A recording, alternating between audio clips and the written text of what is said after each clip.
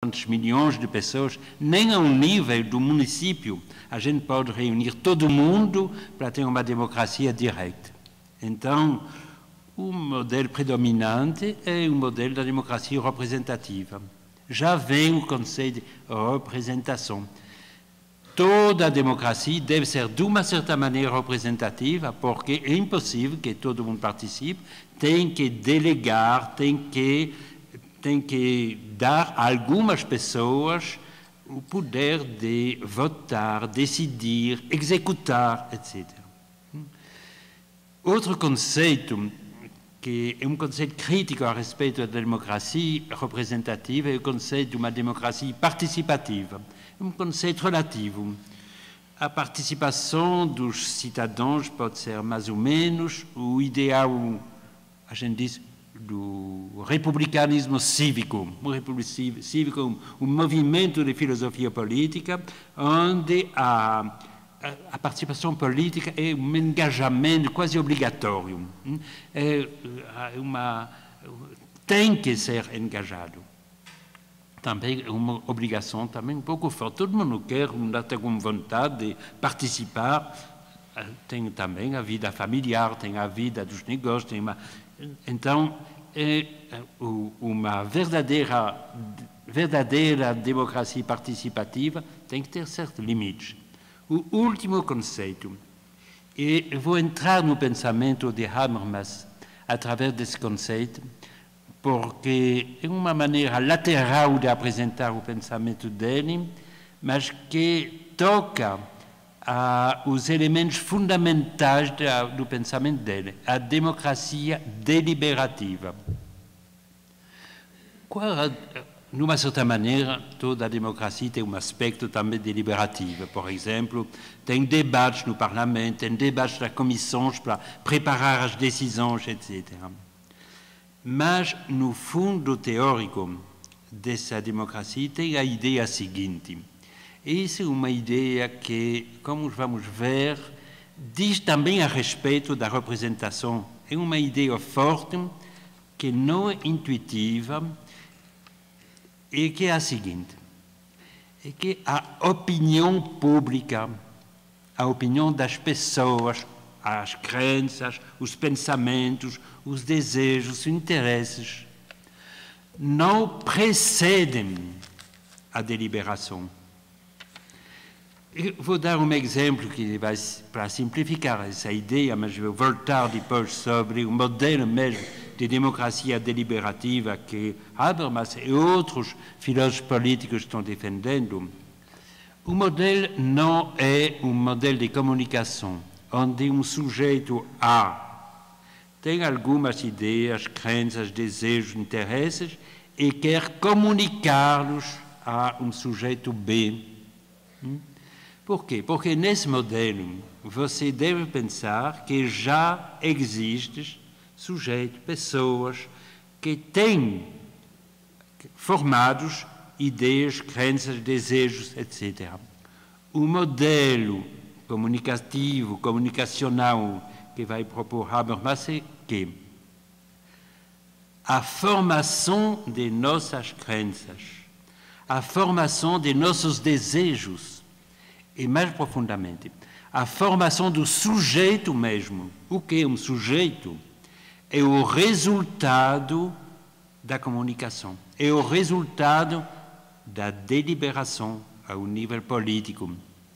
Isso significa que, por exemplo, na psicologia do desenvolvimento, os psicólogos já estão pensando que o menino nasce, o bebê nasce no meio que é um meio linguístico, tem uma linguagem que preexiste. Então, a formação do sujeito é ligada ao fato de entrar, penetrar, inserir-se dentro dessa linguagem. Esse modelo devemos pensar ao nível político. Ao nível político, isso significa que isto é uma consequência que é uma consequência importante e talvez que vai atrapalhar um pouco o pensamento clássico. Isso significa que o problema da representação, um velho problema filosófico. Toda a filosofia contemporânea trabalhou sobre o problema da representação. Não somente Habermas, mas grandes filósofos como Heidegger, o Michel Foucault, fizeram uma crítica da representação. O que significa isso? No modelo político que eu sugeri de uma democracia deliberativa, significa que você não pode representar, de uma certa maneira, algumas ideias ou crenças ou desejos, interesses pré-existentes. Concretamente, e tem muitos trabalhos na filosofia da mente, nas ciências cognitivas, muito trabalho sobre isso. Concretamente, isso significa que o modelo clássico da representação, e então da democracia representativa, implica na ideia que o problema político é o problema de saber como os representantes vão interpretar corretamente as expressões das pessoas. Então, vocês têm um modelo, pensamento, crenças, desejos, etc., expressão na linguagem, formação da opinião pública como um problema muito complicado, como da expressão desses desejos que todos são singulares, pessoais, etc., da expressão externas. Você pode chegar a uma opinião pública consensual, é um problema muito complicado. E ainda mais, como que tem algumas pessoas que têm autoridade para interpretar corretamente essas expressões? Por exemplo, Habermas afirma, e ele tem totalmente razão, os inquéritos de opinião. Você faz estatisticamente, você pergunta, você acha que isso é ótimo, é ruim, é bom, etc. Isso não tem sentido ao nível representativo, porque a opinião pública não é a adição de opiniões sobre tal ou tal. Em primeiro lugar, porque essas opiniões já são formadas num contexto social, num contexto cultural. Não são as opiniões individuais que cada um vai expressar de forma. Em segundo lugar, porque é impossível de adicionar tudo isso, é impossível de interpretar, de conjuntar, de classificar. Então, tem que ter outro modelo. O modelo de Habermas tem alguns problemas. O primeiro grande livro de Habermas, de 1962, se chama Mudança Estrutural da Esfera Pública.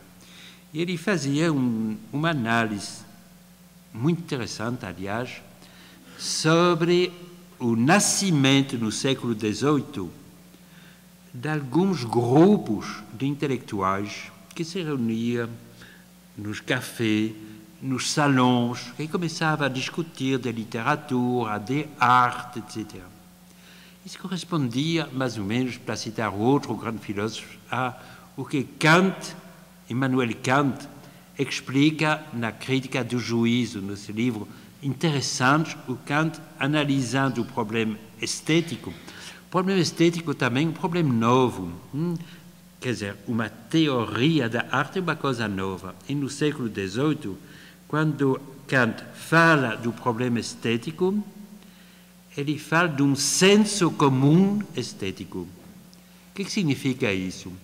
Kant não se coloca a questão do gênio, é uma questão romântica, que é capaz de criar uma sinfonia ou um quadro. Não. Kant diz que todo mundo tem a capacidade de julgar as obras de arte. O senso comum estético é uma competência que pertence a todo mundo. Quer dizer que todo mundo tem a capacidade de julgar, de criticar, de tomar uma posição crítica a respeito das produções culturais. De dizer, por exemplo, o espetáculo que eu vi hoje é um espetáculo fantástico. tem um significado